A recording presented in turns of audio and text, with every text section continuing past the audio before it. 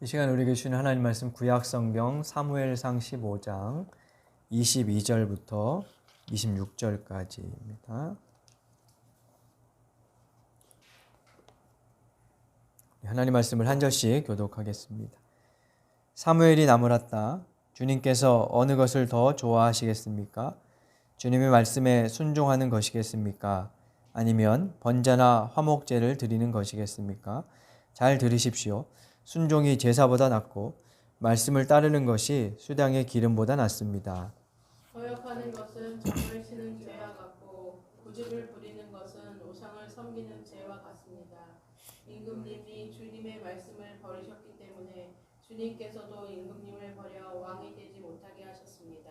사울이 사무엘에게 간청하였다. 내가 죄를 지었습니다. 주님의 명령과 예언자께서 하신 말씀을 어겼습니다. 내가 군인들을 두려워하여 그들이 하자는 대로 하였습니다. 제발 나의 죄를 용서해 주시고 나와 함께 가셔서 내가 주님께 경배할 수 있도록 해주시기 바랍니다. 26절 같이 읽겠습니다. 사무엘이 사울에게 대답하였다. 나는 함께 돌아가지 않겠습니다. 임금님께서 주님의 말씀을 버리셨기 때문에 주님께서도 이미 임금님을 버리셔서 임금님이 더 이상 이스라엘을 다스리는 왕으로 있을 수 없도록 하셨습니다. 아멘. 오늘 지난주에 이어서 사무엘상 말씀을 계속 보겠습니다. 사무엘상하는 이스라엘이 사사들의 통치를 끝내고 왕정, 그러니까 왕이 다스리는 시대로 넘어가는 기원전 1000년 전후의 역사를 다룹니다. 지금부터 3000년 전 이야기이죠. 제목이 사무엘로 붙여진 것은 이 사무엘이 그 역사의 과도기에 매우 중요한 역할을 했기 때문입니다. 사무엘상은 크게 세 부분으로 나눌 수 있다는 말씀을 드렸었는데 1장부터 7장은 당시에 제사장이었던 엘리 그리고 그의 두 아들과 사무엘이 비교돼서 나오고요. 그리고 8장부터 15장은 사무엘과 사울이 비교돼서 등장합니다. 그리고 나머지 세 번째 부분 16장부터 마지막 31장까지는 사울과 그의 뒤를 이어서 왕이 되는 다윗의 이야기로 나눌 수 있습니다. 그리고 사무엘하는 다윗의 통치 기간에 관한 이야기이죠. 근데 여기서 특징적으로 우리가 볼 수 있는 것은 사울과 다윗 둘의 인생 곡선을 매우 비슷하게 성경은 우리에게 보여주고 있다는 거예요. 그래서 왕이 된 후에 상승하다가 그러니까 전쟁에서 승리하고 성공 가도를 달리다 어느 시점 이후 쇠퇴하는데 그 쇠퇴는 모두 하나님께 대한 불순종과 관련돼 있어요. 이것은 나중에 볼 열왕기상의 그 다윗의 아들 솔로몬 이야기도 마찬가지입니다. 그래서 이것들을 함께 보면 사무엘서와 열왕기를 기록한 신명기계 학자들의 의도를 보여주는 그런 편집이라고 할 수 있죠. 중요하게 여기는 것이 무엇인지를 여기서 우리가 이 구조 속에서 확인할 수 있어요. 사무엘상 8장에서 사사 그리고 예언자, 선지자로 활동했던 사무엘이 나이가 많아졌어요. 더 이상 이스라엘을 다스릴 수 없게 됩니다. 그러자 백성들은 우리도 다른 나라들처럼 힘을 갖고 다스릴 왕을 세워주십시오라고 요구합니다. 근데 이것에 대해서 하나님은 반대 표시를 하시죠. 이유는 그것은 하나님을 버리고 그리고 이스라엘이 하나님의 통치를 받는 평등한 공동체에서 멀어지게 하는 결과를 낳을 것이다. 그리고 피라미드 체제를 양육강식의 피라미드 체제를 공고하게 하는 그런 결과를 낳을 것이라면서 하나님께서 반대하세요. 그럼에도 백성들이 태도를 굽히지 않습니다. 결국 하나님은 마지못해 사무엘에게 사람들의 말대로 해주어라 라고 하시면서 8장이 끝납니다. 그리고 이제 9장에서 베냐민 지파 기스의 아들 사울이라는 인물이 등장합니다.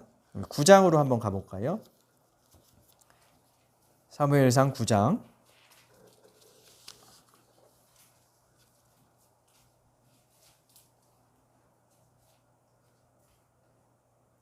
1절 2절에서 사울을 이렇게 소개하죠. 베냐민 지파에 기스라고 하는 유력한 사람이 있었다.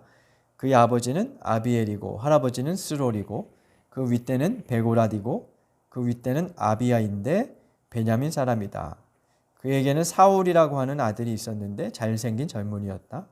이스라엘 사람들 가운데 그보다 더 잘생긴 사람이 없었고 키도 보통 사람들보다 어깨 위만큼은 더 컸다.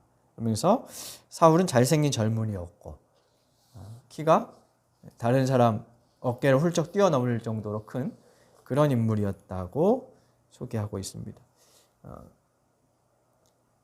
4대까지 조상을 소개하는 거 보면 매우 나름대로 족보가 있는 그런 가문이었던 것 같은데 사울은 스스로를 베냐민 지파에서 작은 가문이다 이렇게 소개하죠. 그러니까 아마 좀 쇠락해가는 뭐 그런 가문이었는지도 모르겠어요. 근데 여기 보면 사울을 소개하면서 보통 사람보다 키가 컸다고 얘기하죠. 10장 23절에도 같은 설명이 나와요. 키가 컸다.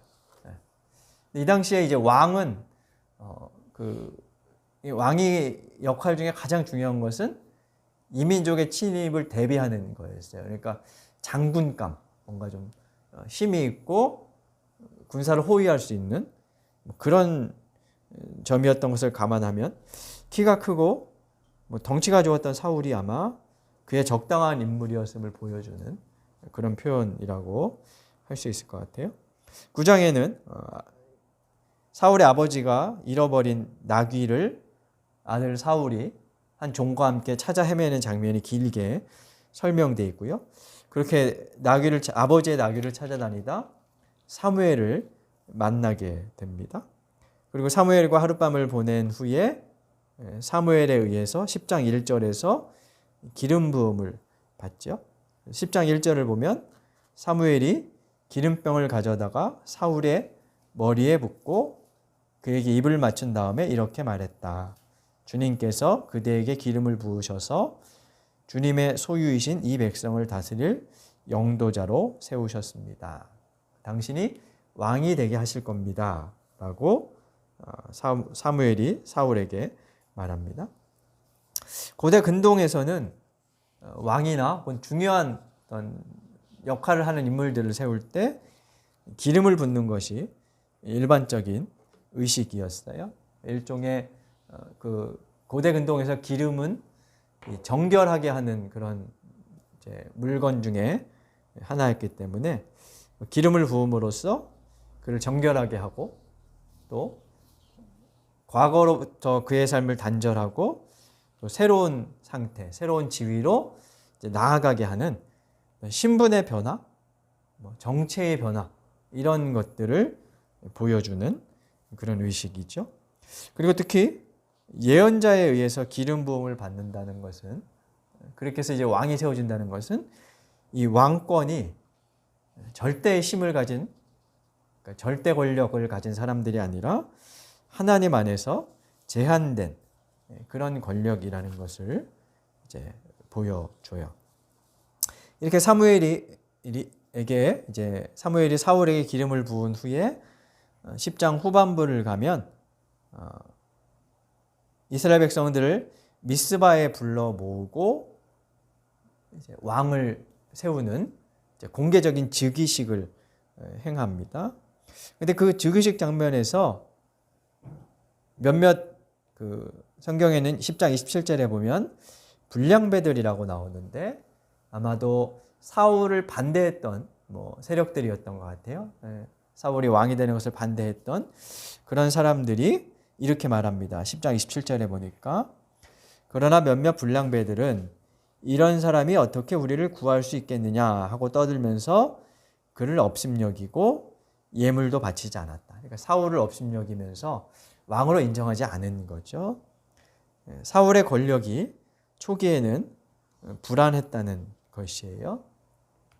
근데 이렇게 불안하게 시작된 사울의 권력이 11장에서 암몬 족속과의 전쟁에서 사울이 승리하면서 이제 강해지기 시작을 합니다. 전쟁에서 승리한 후에는 사울의 지도력, 그의 어떤 권력을, 권위를 차츰 사람들이 인정하게 되죠. 그래서 11장 12절에 보면 아까와 좀 반대되는 현상이 하나 나와요. 아까는 왕이 사울이 즉위할 때 반대파들이 사울을 업신여겼다 그랬죠. 네. 11장 12절에서 암몬과의 전쟁이 끝난 후에 이런 장면이 나옵니다. 백성이 사무엘에게 와서 말했다. 사울이 어떻게 우리의 왕이 될 수 있겠느냐고 떠들던 자들이 누굽니까? 그런 자들을 내주십시오. 우리가 그들을 쳐서 죽이겠습니다. 그러니까 전쟁에 승리한 후에 사울 편에 섰던 사람들이 이전에 반대했던 사람들, 그들 다 이제 색출해서 없애버립시다. 이렇게 말을 지금 하고 있는 거예요. 이 말에 사울이 어떻게 반응하느냐? 13절에 보니까 오늘은 주님께서 이스라엘 백성들을 구원하여 주신 날이니 오늘은 사람을 죽일 수 없다. 그러니까 원수를 갚지 않겠다. 용서하겠다. 뭐 이렇게 이제 말을 하는 거죠. 그러니까 이런 모습들을 보면 사울은 나름대로 영적인 혹은 정치적인 감각이 매우 좋았던 그런 사람이라는 것을 알 수 있습니다. 그러니까 이런 상황에서 자신을 반대했던, 과거에 반대했던 정적들을 포용해 줌으로써 백성들을 하나로 아우를 수 있고 또 자신의 지도력도 그만큼 인정받을 수 있게 되겠죠. 이렇게 해서 이제 사울의 힘, 그의 정치적인 지도력은 이제 강해지고 커져 갑니다. 그랬던 이제 사울이 13장부터는 쇠퇴의 길을 걷기 시작해요. 사울의 힘이 커지면서 이제 12장에서 사무엘은 고별 설교 후에 일선에서 물러나게 되고요. 13장부터는 사울이 저지른 두 가지의 범죄, 불순종 이야기가 언급이 됩니다. 13장부터 15장까지 해서 사울의 잘못이 크게 두 가지가 나오는데 첫째는 13장에 블레셋과의 전쟁을 앞두고 있었을 때의 일이었습니다.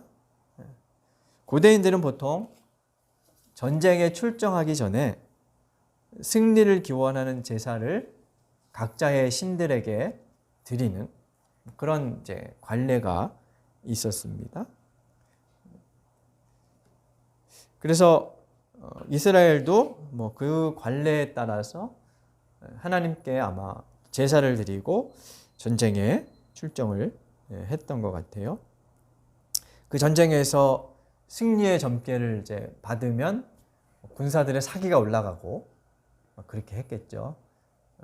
그래서 예전에 로마 시대 때는 전쟁에 나가기 전에 닭들에게 모이를 주고 닭들이 모이를 먹으면 전쟁에서 이기고 모이를 안 먹으면 이제 우리가 질 거다. 뭐 이런 이제 그 점괘를 치곤 했다는데, 근데 그래서 일부러 그 점괘에 쓸 닭들을 며칠 동안 굶긴대요. 며칠 동안 굶기고 이제 모이를 먹겠죠. 그래서 그 병사들이 이제 그걸 보고 이제 사기가 올라가는 거죠. 그런 식으로 이제 뭐 이용하기도 했다는 그런 얘기도 있는데 아마 이스라엘도 이제 그런 지금 상황에 이제 있었던 거예요. 그래서 블레셋과의 전쟁을 앞두고 제사를 드려야 돼요. 근데 제사는 아무나 드릴 수가 없었고 제사장이 집전을 해야 했습니다. 사무엘이 와서 번제를 드린 후에 출정을 해야 했는데 이 사무엘이 정한 기간이 지나도 정한 날짜가 돼도 도무지 올 기색을 보이지가 않고 있었습니다. 그 사이에 적의 기세에 눌린 아군들은 두려움에 떨거나 하나둘 탈영하고 숨고 뭐 그런 모습을 보였습니다.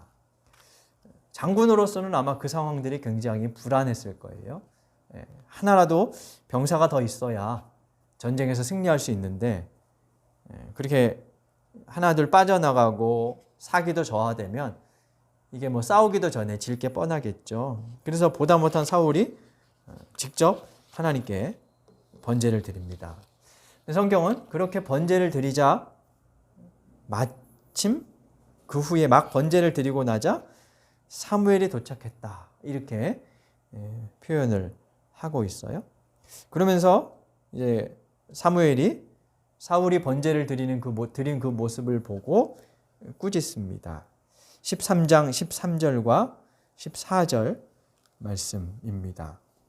우리 13장 13절과 14절을 한번 같이 읽어보겠습니다. 사무엘상 13장 13절입니다.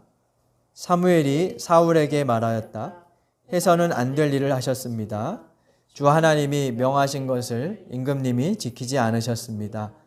명령을 어기지 않으셨더라면 임금님과 이스라엘 자손이 언제까지나 이스라엘을 다스리도록 주님께서 영원토록 굳게 세워 주셨을 것입니다.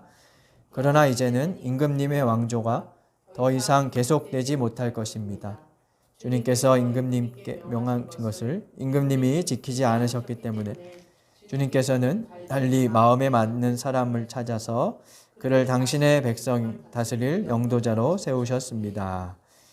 13절과 14절에 보면 이 사건 후로 이제 사울이 왕위에서 물러나게 될 것이다. 하나님께서 새로운 사람을 찾으실 것이다. 이렇게 말씀하시는데 그러면서 반복되는 표현이 있습니다. 하나님의 명하신 것을 임금님이 지키지 않으셨습니다. 명령을 어기지 않으셨더라면 이렇게 됐을 텐데 그 명령을 어겼습니다. 불순종했다는 것을 강조하고 있죠.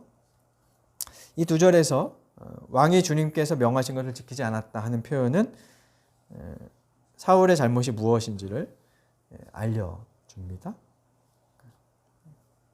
다급하더라도 가야 할 길을 가야 하는데 그러지 않았다는 것, 그것을 지적하고 있죠. 근데 사울은 왜 사무엘을 기다리지 못했을까요? 아마 그에게는 두려움이 있었을 거예요. 군사들이 떠나면 전쟁에 패할 것이다 라고 하는 그런 두려움이었겠죠. 그래서 하루라도 빨리, 1시간이라도 빨리 자기가 제사를 지내고 군사들을 단속해서 전쟁에 나가야겠다고 생각을 했을 겁니다. 그러나 군사들이 이 사울이 몰랐던 것은 군사들이 자기 곁을 떠나는 것보다 더 큰 문제는 하나님께서 자기를 그리고 이스라엘을 떠나시는 것이라는 사실이었어요. 사실은 그것이 더 큰 문제였죠. 아무리 군사가 많아도 하나님이 떠나시면 아무것도 할 수 없다는 것을 깨닫지 못했던 거죠. 그것이 사울이 범한 첫 번째 잘못이었습니다. 그리고 14장에는 블레셋과의 전쟁의 과정에서 있었던 요나단의 일화가 소개되고 있고요. 15장에서 사울이 범한 두 번째 잘못이 나옵니다. 이번에는 아말렉과의 전쟁이 배경이었습니다. 하나님께서 이 아말렉과의 전쟁을 앞두고 아말렉의 모든 것을 진멸하라 라고 하는 헤렘 명령을 내리셨어요. 모든 것을 다 없애버리라 라고 하는 명령이었습니다. 근데 사울은 아말렉과의 전쟁을 이긴 후에 모든 것을 멸하지 않아요. 좋은 양, 소 이런 것들을 남겨둡니다. 그리고 갈멜이라는 곳에 가서 자기를 위한 승전비를 세웁니다. 이 모습을 사무엘이 보고 이렇게 말하죠.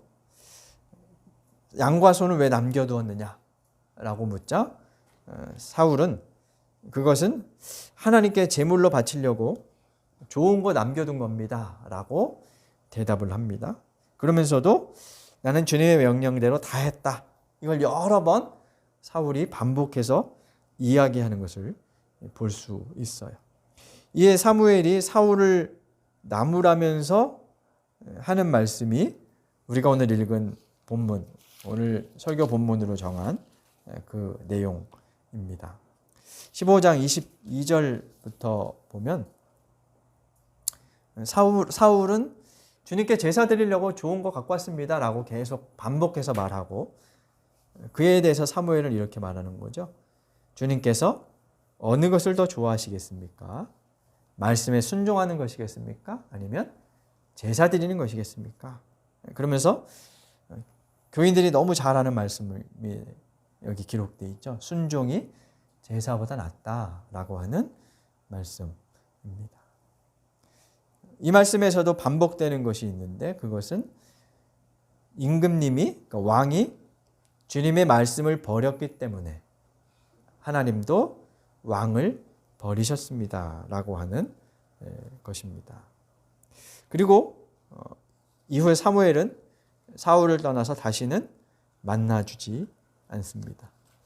15장 35절을 보면 사울 때문에 사무엘도 하나님도 마음이 상하셨어요. 15장 35절에 보니까 그 다음부터는 사무엘은 사울 때문에 마음이 상해서 죽는 날까지 다시는 사울을 만나지 않았고, 주님께서도 사울을 이스라엘의 왕으로 세우신 것을 후회하셨다라고 말씀하고 있습니다. 그렇게 마음이 상한 채로 사무엘은 오랫동안 있었던 것 같고요.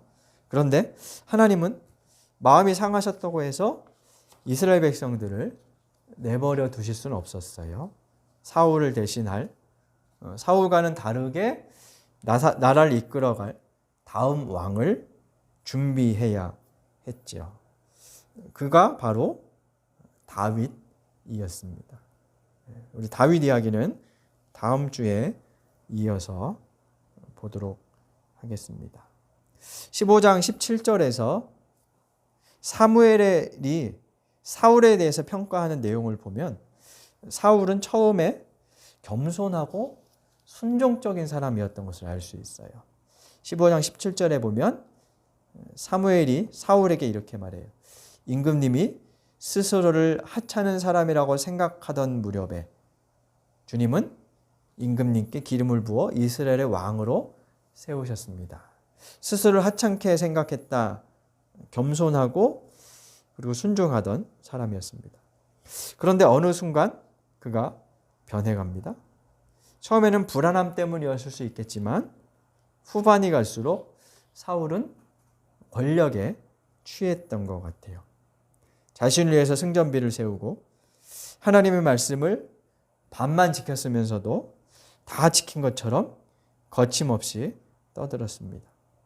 그는 점점 처음 왕으로 세워질 때 가졌던 겸손함을 잃었고, 이제는 하나님의 목소리가 귀에 들리지 않고 자기 목소리, 권력의 목소리가 더 크게 들릴 만큼 자신이 커져 버렸어요. 자기가 커질수록 그 사이에 하나님은 점점 작아지셨습니다. 하나님이 작아지니 그만큼 하나님의 소리도 당연히 들리지 않았겠죠. 작은 목소리에는 힘이 별로 없어요. 그죠?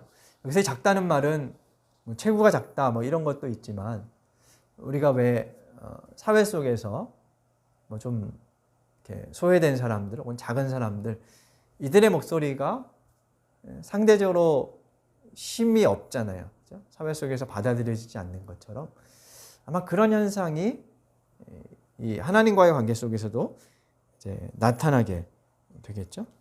하나님이 작아질수록 우리 안에 들리는 그분의 목소리도 점점 힘을 잃어갑니다. 바꿔 얘기하면 우리가 그분의 목소리에 권위와 힘을 실어드리지 않는 거죠. 반대로 내가 커져가면 커져갈수록 우리는 내 목소리에 더 힘을 실어주게 되는 겁니다. 작은 목소리에 힘이 없기 때문에 순종하지 않으려 하는 거죠. 그래서 겸손하다는 말은 순종의 다른 말이라고 할 수 있어요. 잘 듣는다라는 것이라고 할 수 있어요. 사무엘서는 처음부터 이 듣는 것에 매우 관심을 갖고 이야기를 전개합니다. 지난주에 보았던 엘리와 사무엘의 이야기를 보면 엘리는 하나님의 소리를 듣지 못했고 보지 못했지만 사무엘은 어려서부터 하나님의 소리를 들었고 그래서 그의 말이 땅에 떨어지지 않았다라고 말합니다. 사울은 소와 양떼의 소리에 정신을 빼앗겨서 하나님의 소리를 듣지 못했지만 후에 나오는 다윗의 이야기를 살펴보면 다윗은 매 순간 하나님께 묻고 듣는 그런 사람이었습니다. 그렇게 듣는 것, 그것이 하나님과의 관계에서 매우 중요하다는 것을 성경은 특히 사무엘서는 우리에게 보여주고 있습니다. 근데 우리는 사실 하나님의 소리를 제대로 분별할 만한 능력이 별로 없어요. 성경을 보면 어떤 사람이 하나님께 묻자 하나님의 즉각 이렇게 해라 저렇게 해라 이렇게 대답하셨다고 표현하고 있지만 실제 그들도 우리처럼 하나님의 뜻을 찾아가는 과정이 그렇게 간단하지는 않았을 겁니다. 그리고 오늘날 우리는 우리의 욕망을 하나님의 뜻인 양 포장하는 경우도 허다하기 때문에 그걸 구분하고 분별하기는 매우 어렵습니다. 그럼에도 불구하고 하나님의 뜻을 묻고 찾고 듣는 것이 중요하다면 그래서 우리에게 필요한 것은 다만 겸손하게 성경을 읽고 묻고 기도하고 숙고하면서 그리고 때로는 답을 몰라 흔들리며 그렇게 살아가는 겁니다.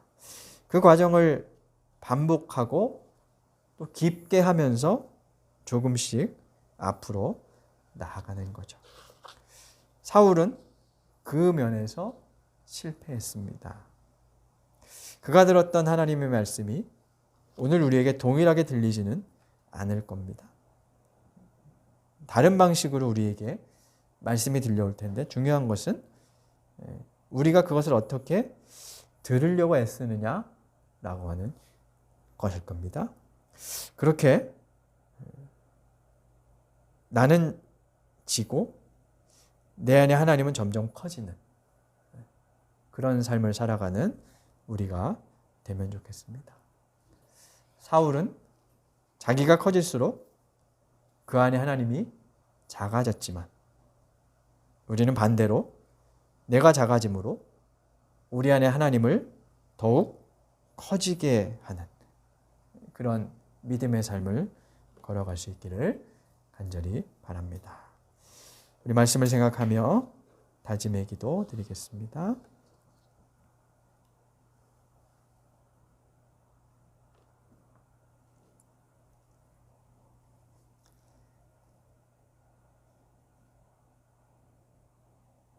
하나님, 저희가 잘 듣고 기꺼이 순종하는 사람들이 되게 하옵소서. 우리 안에서 나의 목소리, 세상의 목소리, 욕망의 외침은 작아지고 당신의 목소리가 점점 커져 더욱 또렷하게 들리게 하옵소서. 그렇게 들리는 하늘의 울림, 하늘의 북소리를 따라 살아가게 하여 주옵소서. 예수님 이름으로 기도드립니다.